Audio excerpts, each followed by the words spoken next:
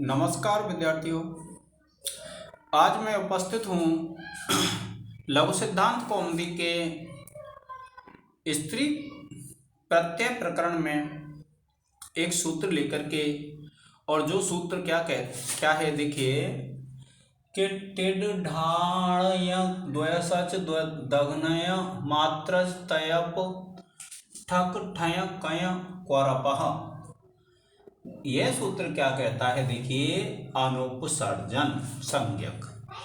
उपसर्जन कहते हैं गौण को, अप्रधान को, और इसमें क्या कहा, अनुपसर्जन संज्ञक अर्थात जो प्रधान है। तो अनुपसर्जन संज्ञक जो टित आप जानते हैं, जिसमें से टा का लोप होता है, ट की इत संज्ञा होती है, उसको कहते हैं टित। ढ ऐसा प्रत्यय जिसमें ढ रहता है आदि में, अण अय द्वयसज दघनय मात्र तयप ठक ठय कय और क्वरप। प्रत्यय जिसके अंत में हो, अर्थात जिस भी शब्द के अंत में ये प्रत्यय आ रहे हों, यानी टित हो या फिर ये प्रत्यय आ रहे हों, तो ऐसे अदंत कहते हैं जिसके अंत में ह्रस्व आ हो।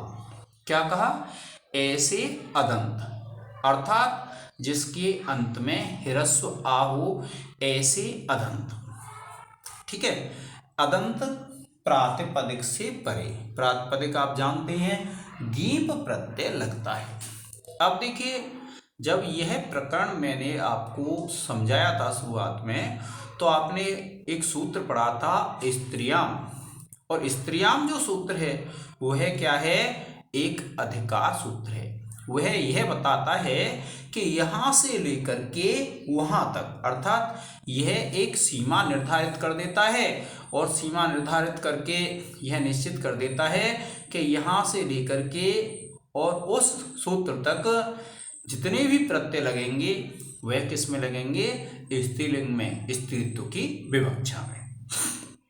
तो इसमें यही बताया है कि अगर कोई ऐसा अदंत प्रातिपदिक है जिसमें से ट की संज्ञा हुई है, या फिर कोई ऐसा प्रातिपदिक है जिसमें ये प्रत्यय लगे हुए हों जिसके अंत में, और वो कैसा होना चाहिए, अदंत, अर्थात उसके अंत में क्या आ रहा हो, ह्रस्व अ। तो ऐसे प्रातिपदिक से परे स्त्रीत्व की विवक्षा में, अर्थात अगर किसी प्रातिपदिक को स्त्रीलिंग बनाना है तो आपका गीप प्रत्यय लगेगा। आप देखिए, जैसे अगर हम टित देखते हैं विद्यार्थियों, क्या देखते हैं, टित देखते हैं। अब टित देखते हैं तो देखिए, एक शब्द है आपका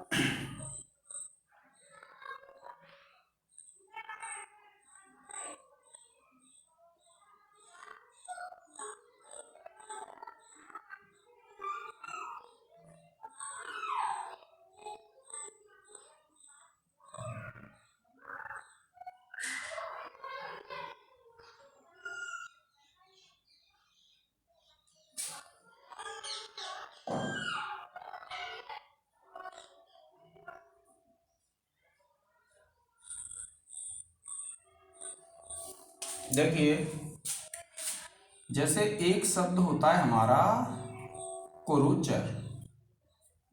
अब ये जो कुरुचर है, यह कुरुचर क्या है, हमारा टा प्रत्यय से सिद्ध होता है। अर्थात कुरुचर जो शब्द बनता है उसमें कौन सा प्रत्यय लगा हुआ है, टा।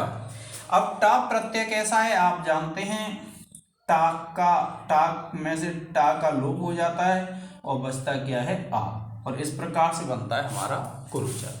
तो यह जो प्रातिपदिक है, ये एक तो क्या है, टित है।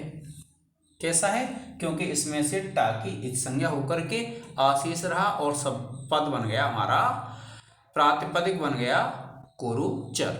और एक दूसरी शर्त क्या है, अदंत है। कैसा है, अदंत, जिसमें ह्रस्व अ जिसके अंत में है। तो ऐसे जो होते हैं इनमें कौन सा प्रत्यय लगेगा, गीप। इसी प्रकार से देखिए एक शब्द है सुपर्णी, और सुपर्णी से यदि ढक प्रत्यय लगाते हैं तो ये बन जाता है आपका सौपर्णेय। क्या बन जाता है? सौपर्णेय। सौपर्णेय।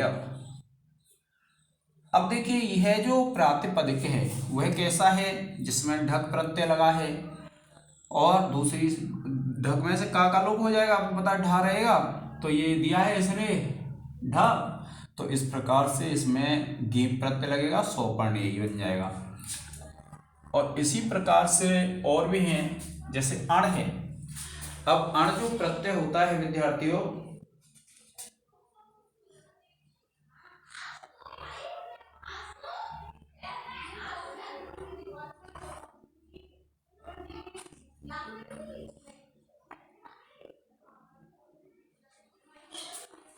अब अण का देखेंगे आप, जैसे इंद्र है, इंद्र से जब हम अण लगा जाते हैं तो ये हमारा प्रातिपदिक बन जाता है इंद्र। क्या बन जाता है विद्यार्थियों? इंद्र बन जाता है। और जब यह इंद्र निष्पन्न हो जाएगा, इंद्र निष्पन्न हो जाएगा तो इसमें घीप प्रत्यय लग जाएगा। क्यों? क्योंकि एक तो इसमें अण प्रत्यय लगा हुआ है, दूसरा क्या है, यह अदंत प्रातिपदिक है। अदंत किसको बोलते हैं? जिसके अंत में ह्रस्व आकार हो। तो आपकी समझ में यह सूत्र आ गया होगा विद्यार्थियों। अब इस सूत्र से जो निष्पन्न होने वाली सिद्धियां हैं उनको हम करेंगे आगे वाले लेक्चर में। तो आज के इस लेक्चर में विद्यार्थियों इतना ही। जय हिंद, जय भारत।